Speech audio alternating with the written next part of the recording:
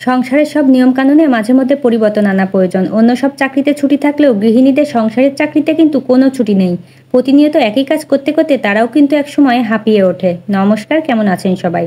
আজ হলো শুক্রবার, সকালে হালকা পাতলা নাস্তা করে নিয়েছি। যেহেতু ছুটির দিন, তাই দুপুরে একটু ভালো মন্দ রান্না করা হয়ে থাকে। ভেবেছিলাম চিকেন রোস্ট আর পোলাও রান্না করব। চিকেনটা ফ্রিজ থেকে বের করে জলে ভিজিয়েও রেখেছিলাম, কিন্তু কেন জানি না একটুও রান্না করতে মন চাচ্ছিল না। আমার মেয়ের বাবাকে গিয়ে বললাম, তুমি তো তাও সপ্তাহে একদিন ছুটি পাও, আর আমি একদিন কেন, এক বেলাও ছুটি পাই না।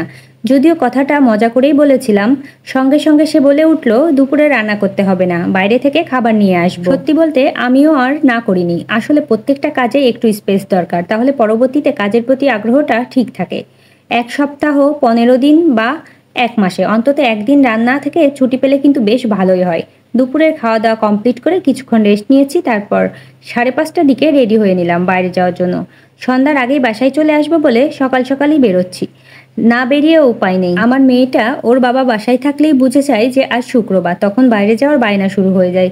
ছোট মানুষ একদিন বাইরে যেতে পারলে বেশ খুশি হয়। মেয়েকে রেডি করিয়ে আমি রেডি হয়েছি, তারপর আমার হাজবেন্ড রেডি হচ্ছে। কোনো ফ্যামিলিতেই মনে হয় না মেয়েদের আগে ছেলেরা ড্রেসিং টেবিলের সামনে জায়গা পায়, তবে মেয়েদের সময়ও বরাবরই একটু বেশিই লাগে। এদিকে বাইরে এসেই মেয়েটা দৌড়াদৌড়ি শুরু করে দিয়েছে। কথায় আছে না, বাঁধা গরু ছাড়া পেলে যা হয়। প্রথমে আসলাম কিছু জামা কাপড় বানাতে দিতে, কিন্তু দর্জি আঙ্কেল নেই। এই আঙ্কেলটা এত সুন্দরভাবে ড্রেসগুলো বানায়, মার্কেটের বড় বড় টেইলার্সের বানানোটাই আমার পছন্দ হয় না।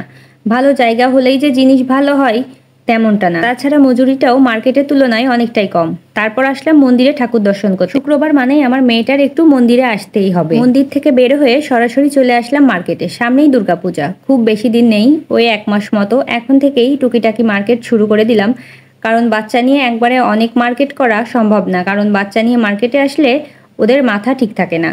আমার কিছু কসমেটিক্স নেওয়ার ছিল, মেয়েকে ওর বাবার সঙ্গে অন্য সাইডে পাঠিয়ে দিয়েছিলাম, কিন্তু একটু পরেই তার বাবাকে নিয়ে মেয়ে হাজির। বড় জিনিসগুলো থেকে ছোট ছোট জিনিস কেনা সময়ও বেশি লাগে, ঝামেলাও অনেকটাই বেশি। কসমেটিক্সের দোকান থেকে বের হয়ে চলে আসলাম গজ কাপড়ের দোকানে। কিছু গজ কাপড় নেওয়ার ছিল, অনেক সুন্দর সুন্দর ডিজাইনের গজ কাপড় ছিল এই দোকানে। এই কাপড়গুলো দিয়ে কামিজ বানালে অনেক সুন্দর লাগে দেখতে, যদিও অনেক বেশি দাম এই কাপড়গুলার। এদিকে আয়নার সামনে দাঁড়িয়ে আমি একটু ভিডিও করছিলাম, কিন্তু আমার মেয়ে খুব ডিস্টার্ব করছিল, সে ভিডিও করতেই দেবে না। আসলে বাচ্চা নিয়ে মার্কেট করা অনেক কষ্টের, যদিও মার্কেটে এসে ওর বাবাই সবসময় ওকে রাখে। বাইকে বসে আমার মহারানী কি নেবে সেটাই ভেবে পাচ্ছে না, যদিও তার জন্য আজকে তেমন কিছুই কেনা হয়নি।